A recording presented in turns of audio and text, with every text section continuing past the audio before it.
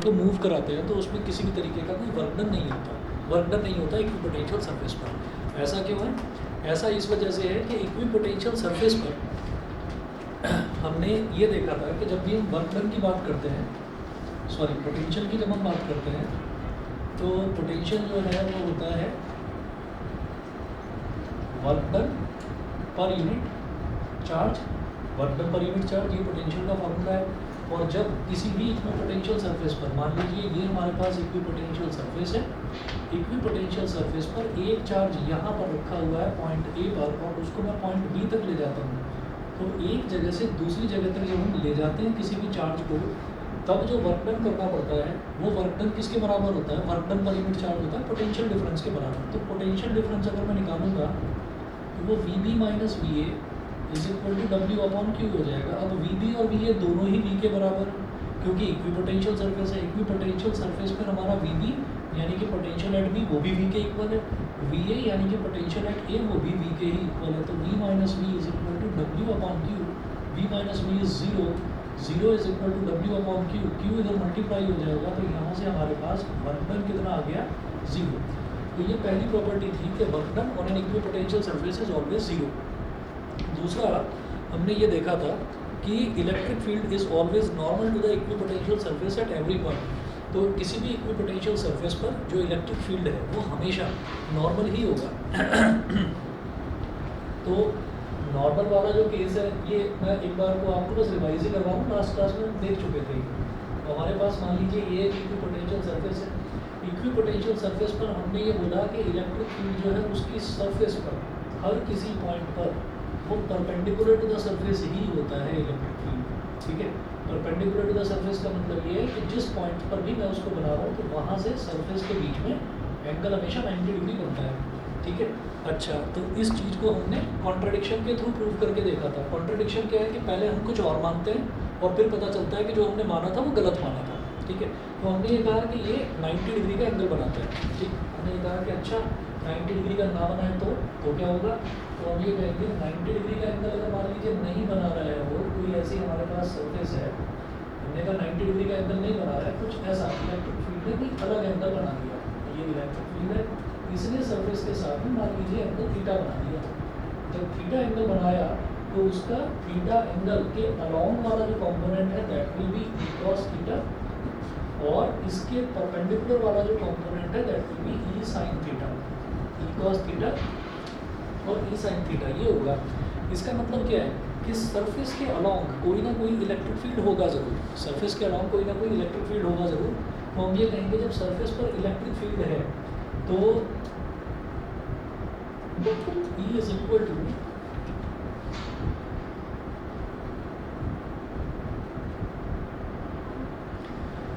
Surface पर जब कोई इलेक्ट्रिक फील्ड है तो E इज इक्वल टू, हम एक चीज़ ये भी प्रूव कर चुके हैं कि minus D V upon D are.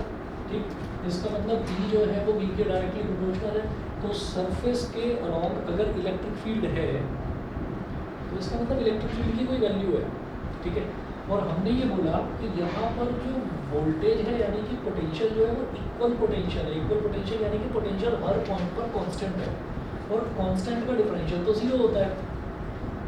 D by D R of constant term, मेरी बात आपको सबको समझ में आ गई? कांस्टेंट का मतलब क्या है, इक्वी पोटेंशियल का मतलब क्या है, कहीं पर भी चेक करेंगे तो इक्वल पोटेंशियल मिलेगा। इक्वल पोटेंशियल मतलब पोटेंशियल में चेंज ही नहीं हो रहा है, पोटेंशियल में चेंज ही नहीं हो रहा है, तो इसका मतलब क्या हुआ कि भाई वो कांस्टेंट टर्म है पोटेंशियल, और कांस्टेंट का जब डिफरेंशियल लेते हैं तो वो जीरो के बराबर हो जाता है। इसका मतलब इलेक्ट्रिक फील्ड जीरो आएगा। तो हम ये कहेंगे इलेक्ट्रिक फील्ड तभी जीरो हो सकता है जब इलेक्ट्रिक फील्ड परपेंडिकुलर। क्यों? क्योंकि इसका हॉरिजॉन्टल कंपोनेंट तभी क्या बनेगा, E cos 90।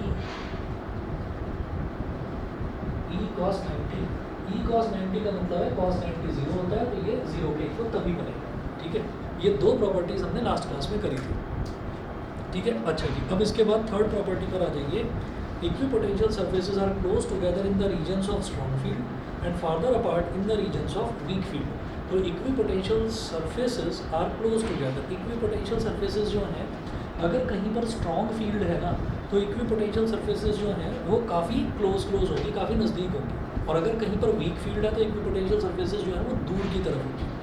तो देखिएगा, we know that electric field at any point is equal to the negative of the potential gradient. तो जो थर्ड वाली प्रॉपर्टी है, थर्ड वाली प्रॉपर्टी हम देखते हैं, जो इलेक्ट्रिक फील्ड है it is equal to minus dV upon dr। ये हमने लास्ट क्लास में प्रूव करके देखा था, ठीक। dr को इधर ले आओ, e को इधर ले जाओ, तो dr is equal to minus dV upon e। तो dr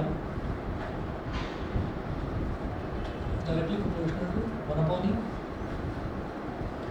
तो dr क्या है, किसी भी पॉइंट से उसका डिस्टेंस कितना है जहाँ पर भी नहीं इलेक्ट्रिक फील्ड निकाल रहा हूँ। तो डिस्टेंस ज़्यादा है, अगर डिस्टेंस ज़्यादा है तो इलेक्ट्रिक फील्ड कम है, और अगर डिस्टेंस कम है तो इलेक्ट्रिक फील्ड ज़्यादा है। इन्वर्सली प्रोपोर्शनल हो गया ना। तो इसका मतलब क्या है कि जहाँ पर रीजन फार अपार्ट है वहाँ पर इलेक्ट्रिक फील्ड क्या होगा, स्लो हो जाएगा, कम हो जाएगा। और जहाँ पर रीजन बहुत क्लोज है, तो जहाँ पर क्लोज रीजन है वहाँ पर इलेक्ट्रिक फील्ड जो है वो मजबूत हो जाएगा, ठीक है। तो रीजन क्लोज का मतलब क्या है, डिस्टेंस कम तो इलेक्ट्रिक फील्ड ज़्यादा। रीजन फार अपार्ट का मतलब क्या है कि डिस्टेंस ज़्यादा तो इलेक्ट्रिक फील्ड कम, सीधा है। तो आप यहाँ पर देखें, इसमें है 10 spacing between the equipotential surfaces will be smaller in the regions where the electric field is stronger and vice versa. जहाँ पर स्पेस यानी कि डिस्टेंस कम होगा वहाँ पर इलेक्ट्रिक फील्ड स्ट्रॉन्ग होगा, जहाँ पर स्पेस ज़्यादा होगा वहाँ पर इलेक्ट्रिक फील्ड वीक हो जाएगा, ठीक है। इन्वर्सली प्रोपोर्शनल, ठीक है जी। फोर्थ वाला no equipotential surfaces can intersect each other, ठीक है। ये हम पहले भी कर चुके हैं, इसमें कुछ ऐसा नहीं नया नहीं है। इक्विपोटेंशियल सरफेस की अगर मैं बात करता हूँ, अब ऐसे ही सोचिए कि अगर मैं इक्विपोटेंशियल सरफेस की बात करता हूँ तो इक्विपोटेंशियल सरफेस का कोई डायरेक्शन होगा क्या? इक्विपोटेंशियल सरफेस एक सरफेस है जहाँ पर पोटेंशियल जो है ना, वोल्टेज जो है वो बराबर है। वोल्टेज स्केलर क्वांटिटी होती है, वोल्टेज का कोई डायरेक्शन नहीं होता। लेकिन एक चीज़ तो है ना कि एक इक्विपोटेंशियल सरफेस माना ऐसी है, एक इक्विपोटेंशियल सरफेस माना ऐसी है, मतलब एक शीट रखी है ऐसी, और एक शीट ऐसी है जो इसको ऐसे काट कर क्रॉस कर रही है इसको। तो एक शीट माना हमने कि ऐसी है,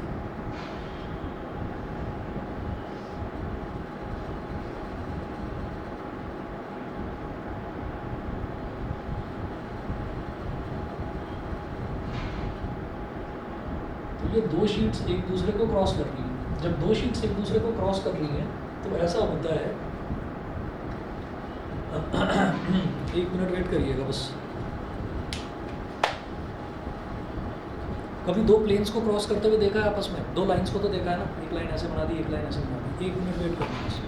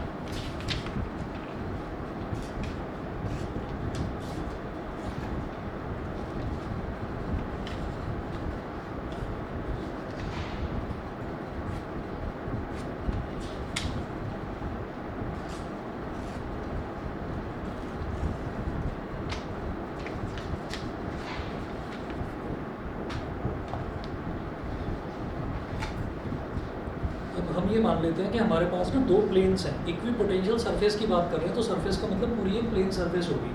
तो हमने ये माना कि हमारे पास दो अलग अलग इक्विपोटेंशियल सरफेसेस हैं। तो एक सरफेस हमने कहा, एक सरफेस हमने मान लिया कि एक सरफेस ये है और एक सरफेस ही है, दो सरफेसेस हैं, इसको जानबूझकर मैंने बीच में से काट रखा है, ठीक। अब हमने क्या करा कि ये वाली जो सरफेस है ये इस वाली सरफेस को ना क्रॉस करने वाली है इस तरह से, ये इसको ऐसे ऐसे ऐसे ऐसे क्रॉस करके निकल जाएगी। तो जब ये इसको क्रॉस कर रही है तो मैंने इसको पेपर को पूरा फाड़ा नहीं है, पेपर को पूरा फाड़ूंगा तो ये ऐसे इंटरसेक्ट करती हुई आपको दिखाई नहीं देगी। दो सरफेसेस हैं, ये देख लो, एक सरफेस तो हमारे पास ये थी और एक सरफेस ये है, इसको बीच में से थोड़ा सा काट दिया है ताकि ये एक दूसरे को ऐसे इंटरसेक्ट करते हुए हम इसको दिखाई दे सकें। अच्छा, जब ये इंटरसेक्ट कर रही है तो ये एक पॉइंट पर नहीं कर रही है, ये क्या कर रही है, ये पूरा पूरा पूरा पूरा एक लाइन है। मतलब इसमें क्या हो रहा है कि इसमें ये जो बन रहा है ना, ये बन रहा है एक लाइन ऑफ इंटरसेक्शन, ये पूरी की पूरी एक लाइन इंटरसेक्ट करती हुई जा रही है, ठीक है। और जब हम दो लाइंस की बात करते हैं तो दो लाइंस ऐसे गई तो वो एक सिंगल पॉइंट पर इंटरसेक्ट करेगी, ठीक है। तो आप दोबारा देख लीजिए, ये बिल्कुल अलग अलग दो प्लेन्स हैं और हमने इस प्लेन से इस प्लेन को इंटरसेक्ट करा दिया, तो ये एक इक्विपोटेंशियल सरफेस है। पूरी सरफेस पर हर पॉइंट पर बराबर बराबर पोटेंशियल है, इस पर भी हर पॉइंट पर बराबर पोटेंशियल है। ये सरफेस आई और इस सरफेस ने इस वाली सरफेस को इंटरसेक्ट कर दिया ऐसे, तो ऐसे इंटरसेक्ट करा तो पूरी लाइन दिखाई दे रही है, ये ऐसे, ये पूरी की पूरी लाइन दिखाई दे रही है, लाइन इंटरसेक्ट कर रही है। अच्छा, जब लाइन इंटरसेक्ट करेगी तो लाइन पर पॉइंट्स कितने होते हैं, किसी एक लाइन पर कितने पॉइंट्स होते हैं, इनफाइनाइट पॉइंट्स होते हैं, ठीक है। तो मैंने ये कहा कि ये जब इंटरसेक्ट कर रहा है ना तो ये पूरी की पूरी एक लाइन होगी, जो पूरी की पूरी लाइन उसको काटती हुई जा रही है। एक प्लेन है और दूसरा प्लेन उसको पूरी की पूरी लाइन को काटता हुआ जा रहा है, तो उस लाइन पर कितने पॉइंट्स होंगे, बहुत सारे पॉइंट्स होंगे। उस पर कोई एक पॉइंट पकड़ दो, हम ये कहेंगे हमने तो ये वाला पॉइंट ले लिया, और जो ये हॉरिजॉन्टल प्लेन है, इस हॉरिजॉन्टल प्लेन पर इलेक्ट्रिक फील्ड की डायरेक्शन ये हो जाएगी, E1 बोल दो इसको। और ये जो वर्टिकल प्लेन है, इस वर्टिकल प्लेन पर इलेक्ट्रिक फील्ड की डायरेक्शन ये हो जाएगी E2, ठीक है। तो एक ही पॉइंट पर क्या इलेक्ट्रिक फील्ड की दो डायरेक्शंस हो सकती हैं, नहीं हो सकती। जब नहीं हो सकती तो इक्विपोटेंशियल सर्फेसेस एक दूसरे को इंटरसेक्ट नहीं कर सकते, ठीक है। ये बस इस तरीके से समझिए कि जैसे हमने इलेक्ट्रिक फील्ड लाइंस देखा था, इलेक्ट्रिक फील्ड लाइंस में भी यही था कि no two electric lines of force can intersect each other। क्यों? Because at the point of intersection there will be two directions of electric field, which is absurd, बकवास है, पॉसिबल ही नहीं। यही काम यहाँ पर है, यहाँ एक इक्विपोटेंशियल सरफेस ऐसी है, दूसरी इक्विपोटेंशियल सरफेस उसको ऐसे काटती हुई जा रही, तो काटते हुए जा रही तो पूरी लाइन को काटते हुए जाएगी। तो लाइन पर कितने पॉइंट्स होते हैं, इनफाइनाइट पॉइंट्स। कोई एक पॉइंट पर जो आपका मन करे, उस पॉइंट पर इलेक्ट्रिक फील्ड बना होता है। इलेक्ट्रिक फील्ड क्या होता है, इक्विपोटेंशियल सरफेस पर इलेक्ट्रिक फील्ड क्या होता है, परपेंडिकुलर। तो इक्विपोटेंशियल सरफेस मैंने ये वाली ली, हॉरिजॉन्टल वाली, तो इस पर इलेक्ट्रिक फील्ड क्या हुआ, परपेंडिकुलर। और वर्टिकल वाली इक्विपोटेंशियल सरफेस ली, तो इस पर इलेक्ट्रिक फील्ड क्या हुआ, वर्टिकल। दोनों जो है एक ही पॉइंट पर इलेक्ट्रिक फील्ड की दो डायरेक्शंस थोड़ी हो सकती, सेम डायरेक्शन होनी चाहिए। इस वजह से हम ये कहेंगे no two equipotential surfaces can intersect each other. Clear है सभी को? ठीक है भाई, पीछे बताइए, क्लियर है? ठीक, चलिए जी। अब जो है if they intersect then there will be two values of electric potential at the point of intersection, which is impossible, ठीक है। इलेक्ट्रिक फील्ड की दो वैल्यूज़ हो जाएंगी तो इलेक्ट्रिक पोटेंशियल की भी दो वैल्यूज़ हो जाएंगी, which is practically impossible। उसके बाद देखिएगा, अब जो अगला मैं आपको टॉपिक करवा रहा हूँ, equipotential surfaces of various charge systems. तो ये जो equipotential surfaces of various charge systems हैं, ये जो है ये हमारा एक एक नंबर का आता है। तो इसमें देखिएगा, सबसे पहले है equipotential surfaces of a positive point charge, ठीक है। अब इसको जो है, इसको हम इलेक्ट्रिक फील्ड से रिलेट करने की कोशिश करेंगे, ठीक है। थोड़ा सा इमेजिनरी है, सोचना पड़ेगा और आ जाएगा समझ में, मुश्किल नहीं। ये मिटा रहा हूँ पूरा काम।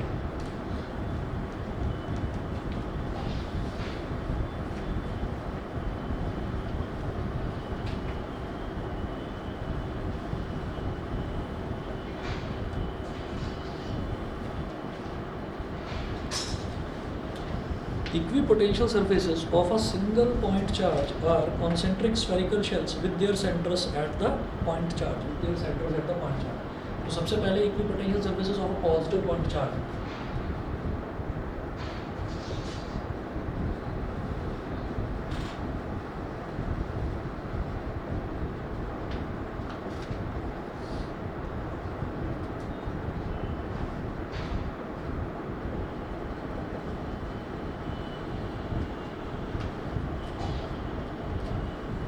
Positive point charge, positive point charge है। यहाँ से मैं ऐसे स्ट्रेट लाइन निकाल रहा हूँ, ऐसे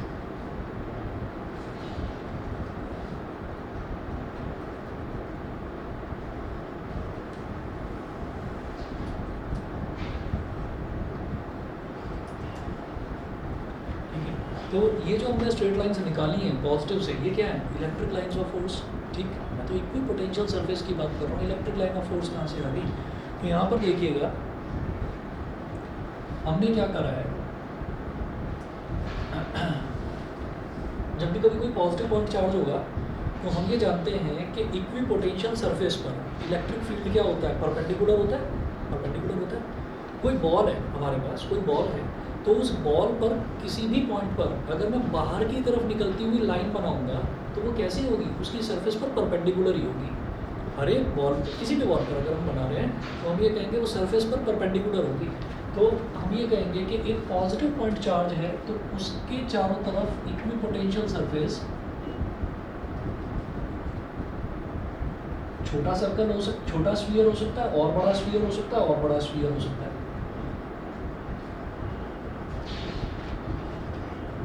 तो ऐसा बनेगा। तो ये जो मैं डॉटेड लाइन बना रहा हूँ, ये डॉटेड लाइन इसीलिए बनाई जा रही है कि ये एक सर्कल नहीं है, ये एक सर्कल ऐसे भी है, एक इसके पीछे भी है, एक इसके पीछे भी है। तो एक स्फीयर किससे बना होता है? इनफाइनाइट नंबर ऑफ सर्कल्स से। ठीक है, बहुत सारे सर्कल्स जो हैं वो आप ज्वाइन कर दीजिए तो पूरा का पूरा 3D में एक स्फीयर तैयार हो जाता है। ठीक है, तो अगर हमारे पास एक बॉल है तो बॉल पर कोई भी आप, बॉल पर अगर आप कोई भी आप स्ट्रेट लाइन बना देंगे बाहर की तरफ निकलती हुई, जैसे मान लीजिए ये बॉल है, ये उसका सेंटर है, यहाँ से मैंने कोई भी एक लाइन बना दी, मैंने कहा कि मतलब ऐसी लाइन बनाऊंगी, तो इस लाइन को अगर मैं एक्सटेंड करूँगा तो कहाँ तक पहुँचेगी? सेंटर तक पहुँचेगी। ऐसे हमने कहा कि एक लाइन ऐसे बनाते हैं तो ये भी सेंटर तक पहुँचेगी। तो ये क्या हो गई? ये जो स्ट्रेट लाइंस हैं ये कुछ इस तरह से बिहेव नहीं कर रही है कि जैसे बीच में पॉजिटिव चार्ज रखा हुआ हो और radially outward electric field lines निकल रही हो। ठीक है, तो ऐसा पॉसिबल सिर्फ और सिर्फ स्फीयर में ही हो सकता है। क्यों? क्योंकि मैं कहूँगा कि नहीं मुझे एक लाइन पीछे की तरफ बनानी है, तो वो पीछे की तरफ सर्कल में पॉसिबल नहीं होगा, वो स्फीयर में ही होगा। तो सीधा सीधा ये याद रखना है कि इक्वी पोटेंशियल सरफेस जो है वो जो बनेगी किसी एक पॉजिटिव पॉइंट चार्ज की, तो वो एक स्फेरिकल शेल बनेगी। ठीक है, और यहाँ पर दो चार जो इतने सारे जो दिखा रखे हैं कि एक स्फीयर दिखा दिया, दूसरा स्फीयर दिखा दिया, ये इस वजह से दिखाया है हमने कि एक नज़दीक वाली पोटेंशियल सरफेस होगी, एक पास वाली होगी, एक दूर वाली होगी। धीरे धीरे जैसे जैसे दूर जाते जाएंगे पोटेंशियल की वैल्यू कम कम कम कम होती चली जाएगी, डिस्टेंस बढ़ रहा है। ठीक है, पोटेंशियल की वैल्यू कम हो रही है। ठीक है, तो ये होता है, ये सीधा सीधा याद रखना है। ये क्या है कि आपके पास ना MCQ में ये क्वेश्चन आते हैं। ठीक है, इसमें ऐसा नहीं है कि आप एक्सप्लेन करिए इसको पूरा, वो एक्सप्लेनेशन वाले क्वेश्चन इसमें नहीं बनेंगे। ऐसे ही सेकंड देखिए, equipotential surfaces of two equal and opposite point charges. तो equal and opposite point charges का इक्वी पोटेंशियल सरफेस किस तरीके का होगा, तो वो देखिएगा।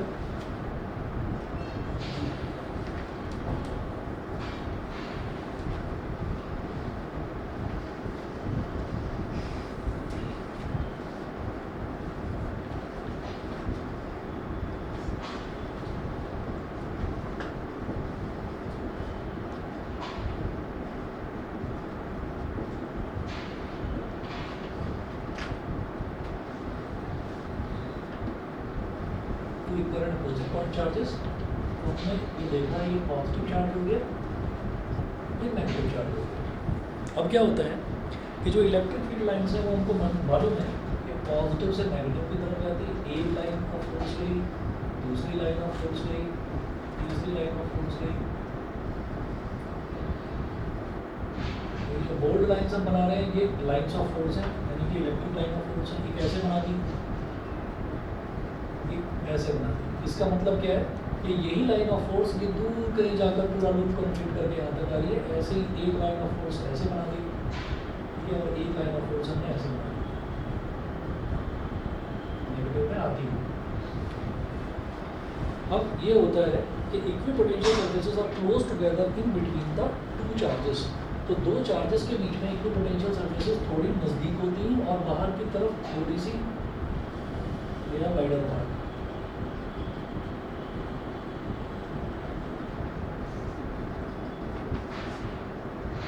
बता देना क्यों।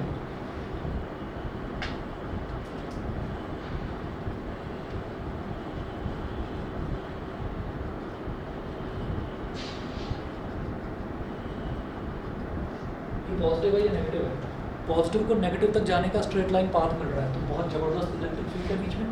ठीक है, पॉजिटिव को नेगेटिव तक जाने का बहुत अच्छा पाथ मिल रहा है, स्ट्रेट लाइन पाथ मिल रहा है। ऐसे गई एक इलेक्ट्रिक लाइन ऑफ फोर्स, एक और दो और तीन और, है ना, तो एक के पीछे एक इलेक्ट्रिक लाइन ऑफ फोर्स मैंने तो बहुत कम बनाई है। तो इतनी सारी इलेक्ट्रिक लाइन ऑफ फोर्स है, इसका मतलब क्या है, स्ट्रॉन्गर इलेक्ट्रिक फील्ड है। जहाँ पर स्ट्रॉन्गर इलेक्ट्रिक फील्ड होगा equipotential surfaces are close together, ठीक है, तो इसलिए थोड़ा थोड़ा नज़दीक नज़दीक चिपकी हैं, ठीक है। और ये जो मैंने डॉटेड सर्कल्स बनाए हैं ना, again they are dotted spheres, ये सारे के सारे स्फीयर्स हैं, क्योंकि सरफेस है तो पूरा स्फीयर चाहिए, एक लाइन से काम नहीं चलेगा। तो they are close together in the region of strong electric field. और इधर तो भाई इस लाइन को पता ही नहीं है कि मुझे घूम के कहाँ तक नेगेटिव मेरे को मिलेगा, मैं पॉजिटिव निकल कर मैं नेगेटिव तक कैसे पहुँचूँगी, इस लाइन ऑफ फोर्स को पता ही नहीं है। तो इस तरफ जो है वो वीकर फील्ड है, तो वीकर फील्ड में they are wider apart, they are wider apart. Clear है, ठीक है। चलिए जी, अगला देखिए, equipotential surfaces of two equal positive charges, equal positive charges. अब ये समझिएगा, इक्वल पॉजिटिव चार्जेस बिल्कुल इसका अपोजिट हो जाएगा, इक्वल पॉजिटिव चार्जेस।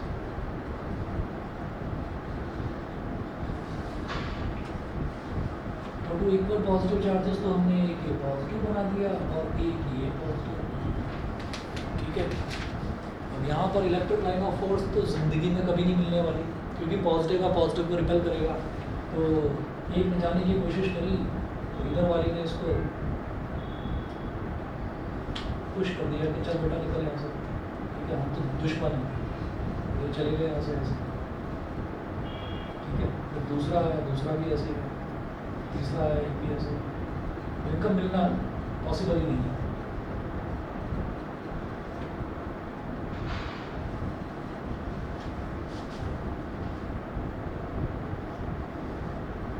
ये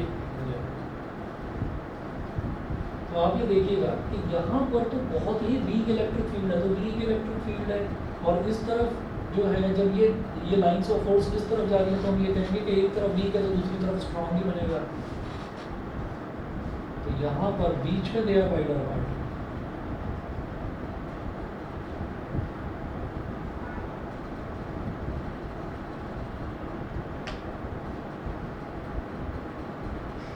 इस तरह से क्लियर है, जस्ट उसका अपोजिट हो गया। अच्छा, ऑनलाइन वाले दोनों बच्चे बता दें भाई, यहाँ तक क्लियर है सभी को?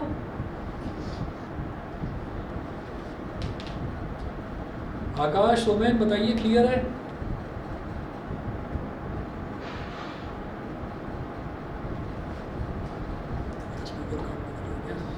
ओके ओके, आ गई आवाज़, आ गई। चलिए जी, इसके बाद देखिएगा, equipotential surfaces for a uniform electric field. तो equipotential surfaces uniform electric field की कैसी होंगी? यूनिफॉर्म इलेक्ट्रिक फील्ड में हमने ये बताया था कि यूनिफॉर्म इलेक्ट्रिक फील्ड में जो इलेक्ट्रिक फील्ड लाइंस हैं वो स्ट्रेट लाइंस होती हैं पैरेलल टू ईच अदर। तो हमने ये कहा equipotential surfaces of uniform electric field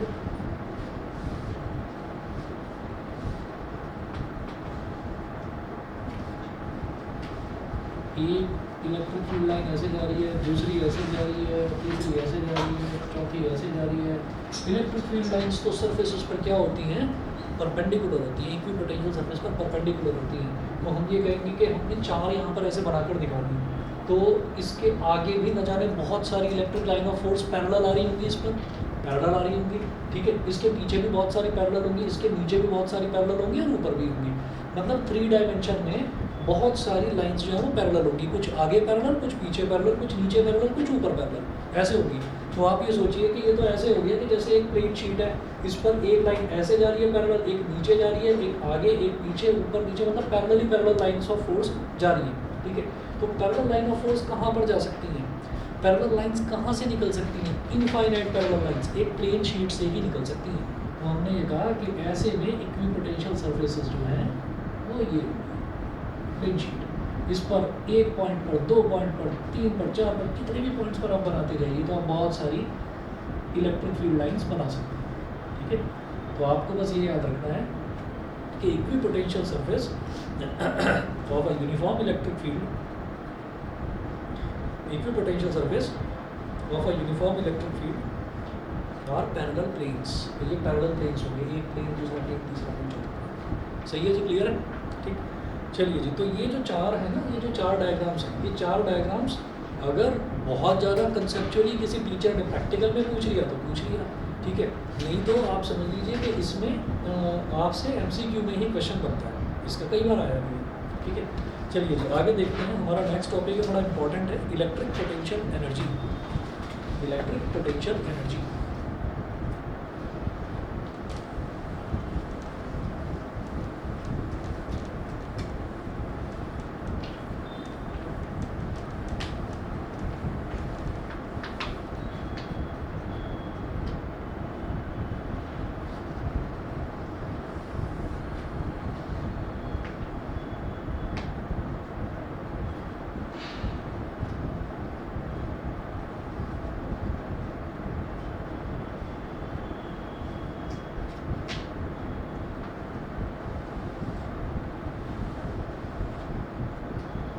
electric potential energy. Potential energy क्या होता है कि कोई भी सिस्टम कितना वर्क कर सकता है, कोई भी सिस्टम कितना वर्क कर सकता है वो उसकी पोटेंशियल एनर्जी है ना। और पोटेंशियल एनर्जी जो है, पोटेंशियल एनर्जी जैसे कि एनर्जी है तो उसकी यूनिट जूल होगी, हमको पहले ही क्लियर होना चाहिए। किसी भी तरीके की कोई भी एनर्जी है उसकी यूनिट जूल ही होगी। चलिए आगे चलते हैं। Electric potential energy of a system of point charges may be defined as the amount of work done in assembling the charges at their locations by bringing them in from infinity। ठीक है, तो electric potential energy of a system of point charges may defined as the amount of work done in assembling the charges. तो हमने ये कहा कि electric potential energy है, तो इलेक्ट्रिक पोटेंशियल एनर्जी कैसे निकलेगी? इलेक्ट्रिक पोटेंशियल अपने ये कहा था कि अगर कोई चार्ज इन्फिनिटी पर रखा हुआ है तो उसको लाने में कितना वर्क करना पड़ रहा है। ठीक है, तो एक चार्ज को लेकर आए, दूसरे को लेकर आए, तीसरे को लेकर आए, चौथे को लेकर आए, ऐसे 50,000 चार्जेस हैं, उनको सबको लेकर आ गए। तो उनको सबको लाने में जो वर्क करना पड़ रहा है, तो वर्क कौन कर सकता है? जिसके अंदर वर्क करने की एनर्जी हो। अगर पोटेंशियल एनर्जी है तभी तो हम वर्क कर सकते हैं, ठीक है, नहीं तो हम वर्क ही नहीं कर सकते। तो वही चीज़ है कि उनको असेंबल करने में, चार्जेस को इन्फिनिटी से इधर उधर से लाकर इलेक्ट्रिक फील्ड में लाकर असेंबल करने में, लोकेट करने में जितना भी वर्क डन करना पड़ेगा वो वर्क डन उस पोटेंशियल एनर्जी के ही इक्वल होगा। जब भी कभी पोटेंशियल एनर्जी निकाली जाती है, जैसे आपने 11th क्लास में भी कई क्वेश्चंस करे होंगे, कई डेरिवेशंस करी होंगी, पोटेंशियल एनर्जी के नाम पर हम वर्क डन ही निकालते हैं। क्यों? क्योंकि जो एनर्जी है ना, वो एनर्जी एक फॉर्म से दूसरे फॉर्म में कन्वर्ट होती है, एनर्जी कहीं से पैदा नहीं होती है ना। It can neither be created not destroyed, ये हमको मालूम है, ठीक, लॉ ऑफ कंजर्वेशन। तो अब सीधी सीधी बात यह है कि जितनी एनर्जी रही होगी उतना ही तो मैंने काम किया होगा, ठीक है।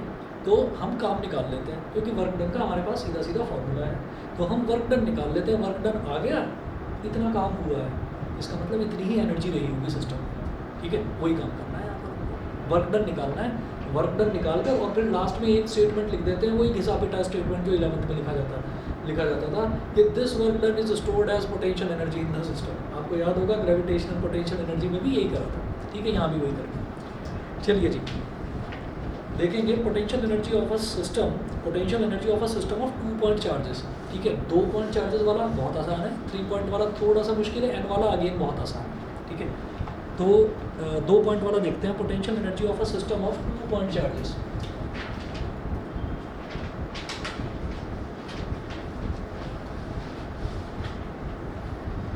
Potential energy of a system of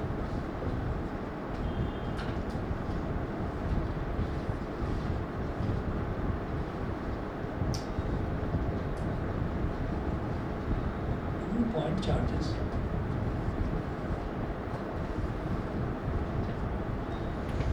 चलिए जी अब सुनिए जरा क्या है। Suppose a point charge Q1 is at rest at point P1 in space.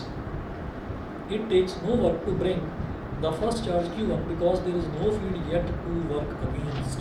ठीक है, हमने ये कहा कि 2 पॉइंट चार्जेस की बात कर रहे हैं, Q1 है और एक Q2 है।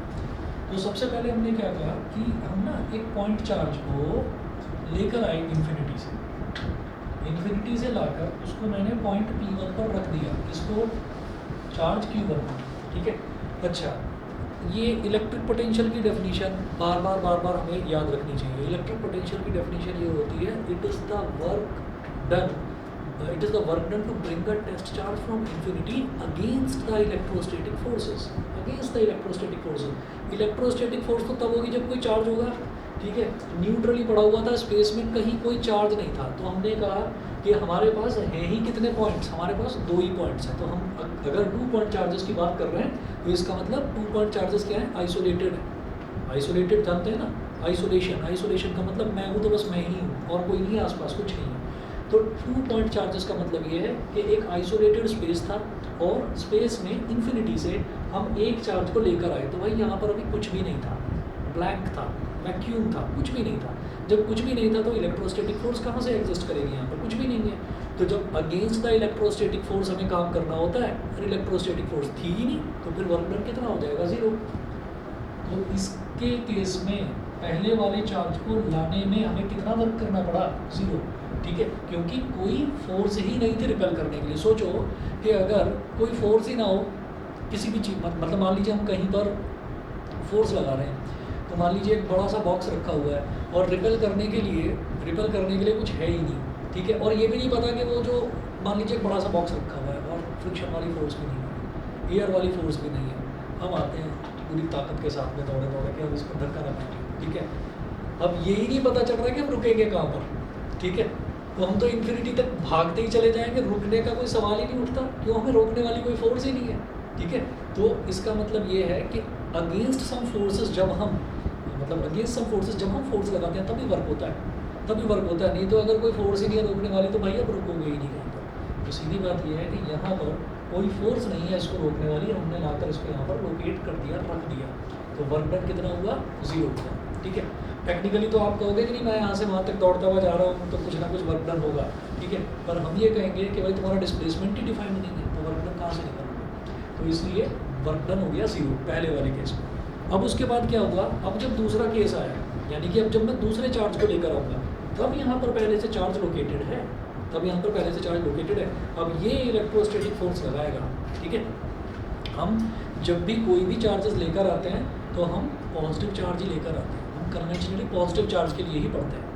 तो अब सुनिएगा, नेक्स्ट है electric potential due to charge Q1 at a point P2 at distance R12। अब हमने कहा कि जहाँ पर भी हमने इस चार्ज Q1 को रखा है तो इससे कुछ दूरी पर एक दूसरा पॉइंट ले लिया P2, ठीक है, और इसका डिस्टेंस हमने ले लिया R12, ठीक। अब जो है इन्फिनिटी से चार्ज Q2 को उठाकर लेकर आते हैं और टेढ़ा मेढ़ा कैसा भी पाथ हो सकता है, पाथ डिपेंडेंट होता ही नहीं है वो, तो हमने उसको लाकर यहाँ पर लोकेट कर दिया। अब वर्क करना पड़ जाएगा, तो वर्क डन कैसे निकलेगा, V is equal to W/Q, ये होता है, तो वर्क डन क्या होगा, V × Q, ठीक है। तो अब मेरे को पहले से ही पता है इस पॉइंट पर पोटेंशियल कुछ होगा, क्यों होगा, क्योंकि अब यहाँ पर पहले से चार्ज रखा होगा। तो इस पॉइंट पर पोटेंशियल किसकी वजह से होगा, Q1 की वजह से होगा। तो हम ये कहेंगे कि हमारा जो दूसरा वाला वर्क डन है, पहले इसकी वजह से V1 निकाल लेंगे। V1 क्या होता है, 1/4πε0, जिसको भी ना समझ में आए बता देना प्लीज़। 1/4πε0 Q/R, तो Q1 अपॉन मैं किस पॉइंट पर पोटेंशियल निकालना चाहता हूँ, इस पॉइंट पर, तो वो कितना हो गया Q1/R12। तो इस पॉइंट पर अब मेरे पास पोटेंशियल की वैल्यू है, इस पॉइंट पर मैं किस चार्ज को लेकर आ रहा हूँ, Q2 को लेकर आ रहा हूँ, तो वर्क डन मेरे पास आ जाएगा। देखिएगा वर्क डन क्या हो जाएगा, W2 यानी कि work done in bringing charge 2 is equal to V1 × Q2, V × Q, जिस पॉइंट पर ला रहा हूँ उस पॉइंट का पोटेंशियल और जिस चार्ज को ला रहा हूँ वो वाला चार्ज, तो V × Q। मेरी बात क्लियर, ठीक है। पोटेंशियल यहाँ पर अब क्यों है, यहाँ पर पोटेंशियल क्यों है, क्योंकि भाई अब यहाँ पर चार्ज बैठा हुआ है, अब ये आइसोलेटेड स्पेस नहीं रह गया, ठीक। अच्छा, तो W2 कितना हो गया, W2 हो गया 1/4πε0 Q1/R12 × Q2, ये हो गया। तो W2 is equal to 1/4πε0 Q1 Q2/R12, ठीक है। As the work done is stored as potential energy U of the system, वही घिसी-पिटी line, work done is stored as potential energy of the system, so U is equal to W1 plus W2।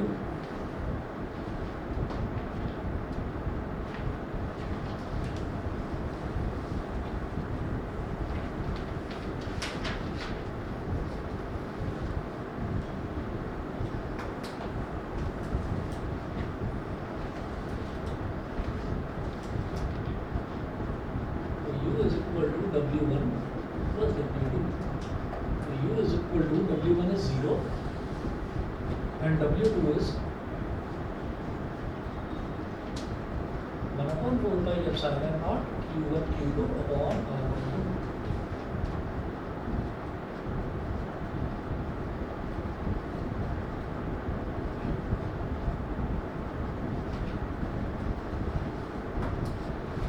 ठीक है, यहाँ तक बता देंगे, यहाँ तक सबको क्लियर है। तो 2 पॉइंट चार्जेस में सिर्फ इतना होता है। इसके बाद ये है कि potential energy of 3 point charges. Next topic देखिए, potential energy of a system of 3 point charges.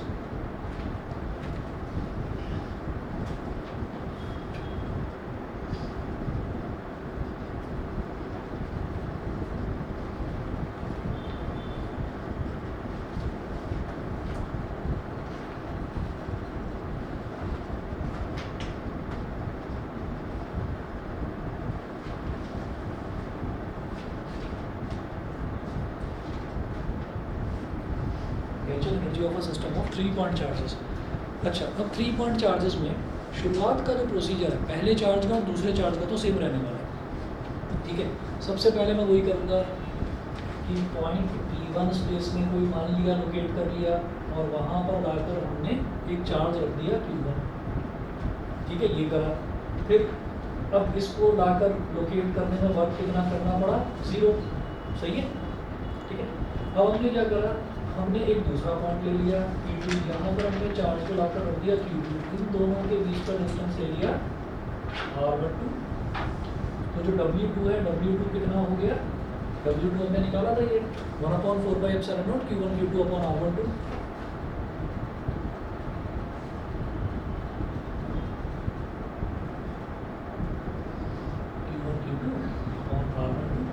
ये W2 हो गया। ये तो बिल्कुल यहाँ तक तो सेम प्रोसीजर रहा जो हमने 2 पॉइंट चार्जेस का करा था। अब 3 पॉइंट चार्ज है, थर्ड चार्ज जो है, अब थर्ड चार्ज को लेकर आ रहे हैं। तो एक तीसरा पॉइंट ले लीजिए इस केस में। तीसरा पॉइंट मैंने मान लिया यहाँ पर, इस पॉइंट को मैंने मान लिया P3 और यहाँ इन्फिनिटी पर एक चार्ज रखा हुआ था Q3। इस Q3 को हम यहाँ से लेकर आते हैं, यहाँ लोकेट कर देते हैं। तो Q3 को मैंने यहाँ पर लोकेट करा। अब मुझे क्या देखना है? अब ये देखना है कि भाई यहाँ पर जो पोटेंशियल है, पहले तो यहाँ पर पोटेंशियल निकाला था, इस पॉइंट पर पोटेंशियल निकाला था। अब इस पॉइंट पर पोटेंशियल निकालेंगे। इस पॉइंट पर पोटेंशियल निकलेगा क्योंकि अब पहले से 2 चार्जेस मौजूद हैं यहाँ पर। एक चार्ज है Q1, एक चार्ज है Q2। तो नेट पोटेंशियल निकलेगा। तो हम ये कहेंगे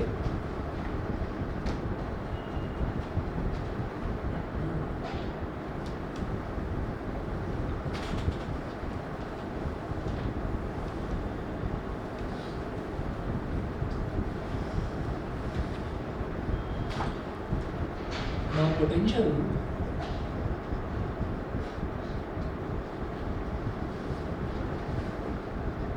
at point P3 will be equal to net potential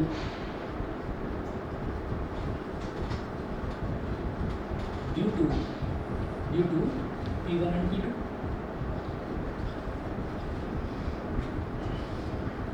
net potential क्या हो जाएगा? P1 की वजह से यहाँ पर पोटेंशियल कितना, तो 1 से 3 तक की दूरी को क्या बोल दिया? R13। ठीक है, तो P1 की वजह से Q3 पर पोटेंशियल कितना?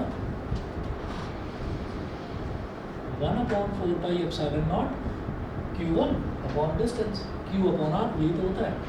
तो Q1 upon R13 प्लस दूसरा वाला जो चार्ज है, इस चार्ज की वजह से यहाँ पर पोटेंशियल कितना? R23। ठीक है, तो 1 upon 4 pi epsilon naught Q2 upon R23, ये बता दीजिए। क्लियर है?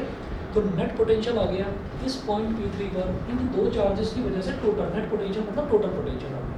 ठीक है, अब यहाँ पर डालने में वर्क डन कितना करना पड़ेगा? वर्क डन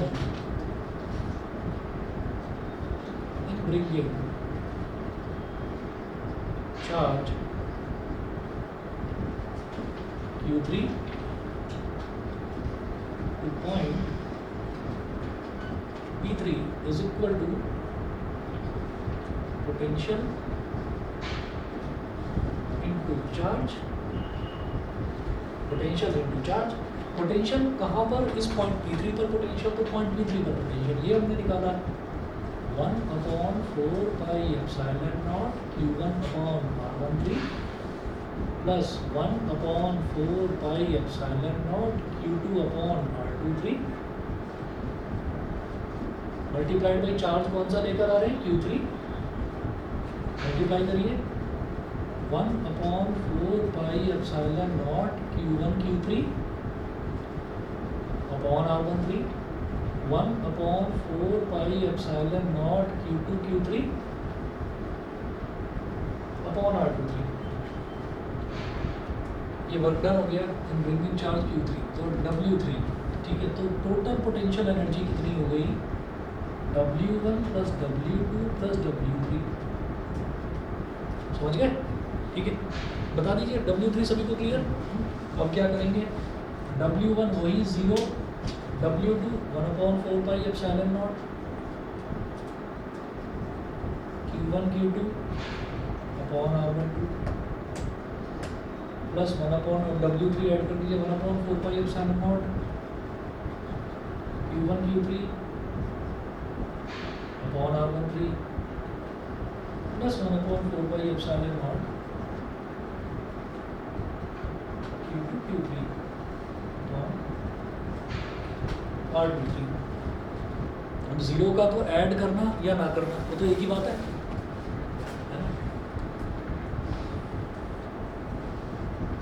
अब एक चीज देखिएगा 1/4 पाई एप्सिलॉन नॉट ले रहा हूँ common Q1 Q2 upon R12 plus Q1 Q3 upon R13 plus Q2 Q3 upon R23, ये हो गया, ठीक है। क्या करना है इसमें, इसके ना क्वेश्चंस भी आते हैं, न्यूमेरिकल्स आते हैं। क्या करना है, अभी हमारे पास 3 पॉइंट चार्जेस वाला है, तो 3 पॉइंट चार्जेस वाले में आप देखो मैंने करा क्या है, जैसे पेयरिंग करते हैं ना, ऑर्डर्ड पेयर बनाते हैं 1 का 2 के साथ 1 2 1 3, ठीक है। फिर और कोई तीसरा तो चार्ज है नहीं, तो Q1 Q2 Q1 Q3 ये हो गया। फिर उसके बाद 2 का करेंगे, तो 2 का अगर मैं 1 के साथ करूँगा तो Q2 Q1 भाई ऑलरेडी है Q1 Q, वो नहीं करना। फिर 2 का 3 के साथ करेंगे तो Q2 Q3 आ गया, ठीक है, ये हो गया। अच्छा, उसके बाद हम कहेंगे 3 का बनाते हैं, तो 3 का 1 के साथ करा, Q3 Q1 है पहले से ही है, दोबारा नहीं करना। फिर Q3 का Q2 के साथ करेंगे, Q3 Q2 पहले से ही है, दोबारा नहीं करना, ठीक है। और सेम चार्ज का सेम चार्ज के साथ हमें करना है, मतलब पेयरिंग करनी है आपको इस तरीके से, ठीक है। पहले 1 का करा 2 के साथ, फिर 1 का करा 3 के साथ, ठीक है। फिर 2 का 1 के साथ जैसे ही आप करने को हुए आपने कहा ये तो आ चुका है, ये आपको दोबारा नहीं करना है, ठीक। अच्छा, एक और तरीका भी होगा इसका, वो न्यूमेरिकल के दौरान बताऊंगा। एक और तरीका भी होगा जिसमें सोचना ही नहीं है आपको कुछ भी। अच्छा, अब ऐसे ही अगला देखिए जरा, potential energy of a system of n point charges. तो n पॉइंट चार्जेस वाला जो है उसमें बस 2 लाइन में समझाऊंगा और इसको इससे रिलेट करता हूँ उसको। अब मैं कह रहा हूँ भाई मेरे पास ना, मैं एक रोबोट हूँ, मेरे पास दिमाग ज़्यादा नहीं है, बस जो इंस्ट्रक्शन दे दी मैं उसको फॉलो करूँगा, ठीक है।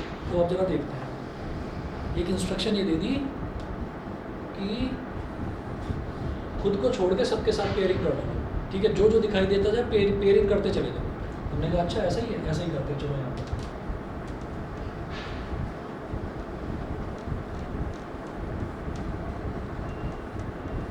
अब ये ना बार बार 1/4 pi epsilon not area upon का R12 R13 ये नहीं लिख रहा हूँ मैं, आपको एक सीधी सी चीज़ बताता हूँ कि हमारे पास 3 पॉइंट चार्जेस हैं, Q1 Q2 Q3, है ना। मैं इसकी पेयरिंग करता हूँ, खुद के साथ करनी ही नहीं है पेयरिंग, ठीक। तो हमने कहा Q1 Q2, ठीक है, Q1 Q2 Q1 Q3 हो गया। चलिए जी, अब Q2, अब 2 की भी करेंगे सबके साथ पेयरिंग, तो 2 के अलावा क्या है, 1 है और 3 है, तो Q2 Q1 Q2 Q3, ठीक है। अब 3 के साथ करेंगे Q3 Q1 और Q3 Q2, ये समझ में आ गया, ठीक है।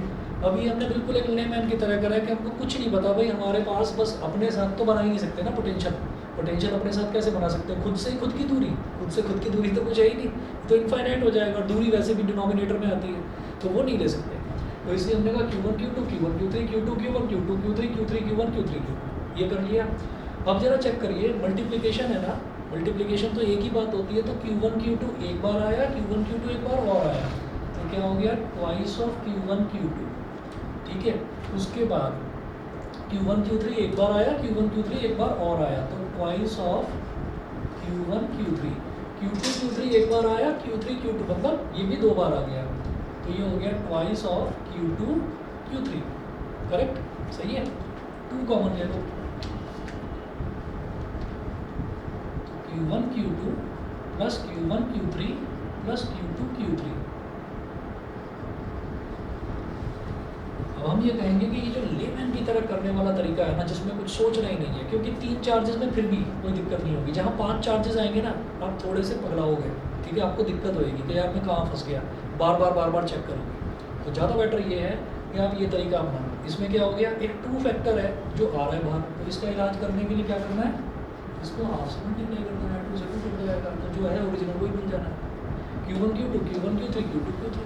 आप 4 पॉइंट चार्जेस के लिए करें, 5 के लिए करें, 6 के लिए करें, कितने भी पॉइंट चार्जेस का क्वेश्चन आ जाए, और आता है क्वेश्चन, तो ज़्यादा बेटर तरीका ये है, ठीक है। इस तरीके के चक्कर में मत पड़िएगा।